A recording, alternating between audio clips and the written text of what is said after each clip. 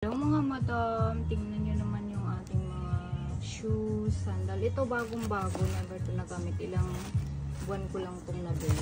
Ayan, ito parang 1 month. Kaso maskip pala sa akin yan guys. Ano siya? 2.35.